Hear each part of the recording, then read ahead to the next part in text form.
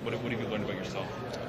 I think I've grown a lot of maturity. I think I've really matured to the type of person I am, both on and off the ice. I think that a lot of things I've learned about myself, resiliency and facing adversity, obviously with the pandemic and going through all that, and then facing pressures, expectations all this year. I think proud of myself for being able to push through all that and be able to grow as a person, both on and off the ice. How tough was it? It was tough. Yeah, for sure it was tough. I think that obviously I've experienced the pressures, expectations before, but I think not to that extent, not to that level that it was this year. So it was definitely tough. I think definitely some tough times for sure. But I had an unreal support group around me. Had a great group of teammates, great coaches, great family as well. So had a lot of good people on my side that helped me get through it all. You were in the Montreal environment this morning in Rossard. What was the feeling when you were there? And you feel you could be there for a long time? Yeah, I think so. I think that that facility is unbelievable. Beautiful facility. I think that the fact that it was just a practice facility was kind of crazy to me because of the facilities and how nice it all was. And can definitely picture myself being there. Definitely something that I can see myself being there for a long time. Did you visit for an apartment? No, I haven't. No. Shane, if the Canadians were to ask you or somebody asked you why you should be the number one pick, what would be your simple answer? I'm someone who wants to win. I'm a guy who is going to bring that attitude, is going to bring that mentality every single day. I'm someone who I want to win Stanley Cups. That's my goal coming to the NHL is to win team championships. So I think that Montreal has really a lot of good pieces, really unbelievable coach, and a lot of really good people running their organization. So I'm someone who I want to win. I want to win championships. So that's kind of the mentality. That's what I'm going to bring to a team. I know Vincent McCauley had a conversation with you recently. How much did that help you, or what did you gain from that conversation? Yeah, really unbelievable conversation with him. Just kind of obviously he's pretty special player when he was playing, and be able to talk to a guy like that is pretty special. So just kind of going over his experiences. Obviously he was a first overall pick as well, and he understands kind of what I'm going through this year and what I went through this past season. So really great to talk to him. Great to talk to him about his experiences and what he's learned as well. And any player in your position, and many players in the NHL say they want to block out the noise. Okay. But it's human nature for it to be around you, and even if you want to try and block it out, it comes around you. Where are you at in the process of trying to find a way to focus on what matters most and block out the noise?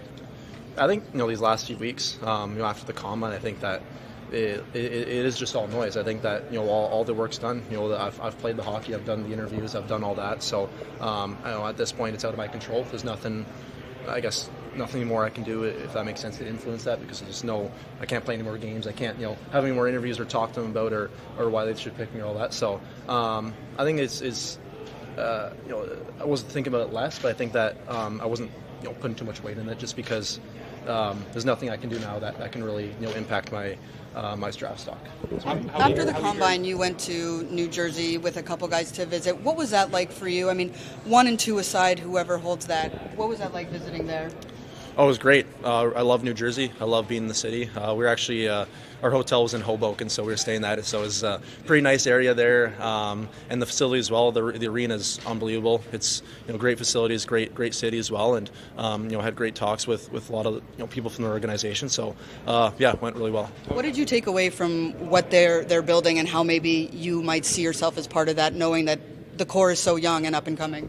Yeah, for sure. I think they have a really solid young team. They have a lot of great young talent, and a lot of good pieces on their team, and they're an organization who wants to win and wants to be a contender. So if I'm lucky enough to be part of that, I think I definitely help impact their team. But on the flip side, how important is it to you, Shane Wright, to go number one? I mean, it's a valid question, right? Yeah, for sure. It's obviously you want to be one. You want to be the guy who goes first. You want to be the guy chosen first. I think that's obviously what I want to be. I want to be the first pick. But if that weren't to happen, I think that I'm still being drafted, potentially by unbelievable organization, still an NHL organization, NHL franchise, and I'll be more than happy with going there for sure. Shane, for many years you were touted as the number one player of your draft class. And now some people have looked at you one game, maybe a month, maybe a week, couple of games here and there, and they're like, I don't know, I see this, I see that, I'm not sold on this or that. What do you say to those people who are trying to find warts in your game?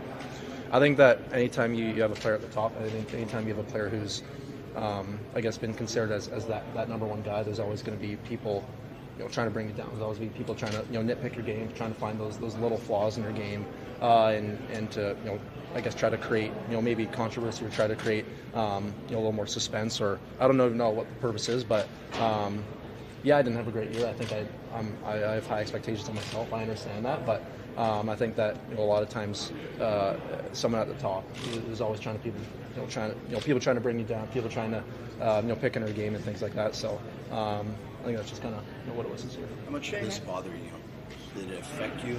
People trying to find warts in your game and saying, I don't know anymore? Not really, no. I mean, I don't really care what those people think. I think that at the end of the day, it's just like we were talking before. It's outside noise. It's stuff that I can't control what people are saying about me. I can't control what people think about my game, what people think, type of player I am, and all that. So what matters to me is what I think, what my family thinks, my teammates, my coaches, the GMs and scouts. That's that to me is what really matters and what's really important. So I can't control what people say on media. I can't control what people say about me online. So it's really no point to worry about. Shane, you mentioned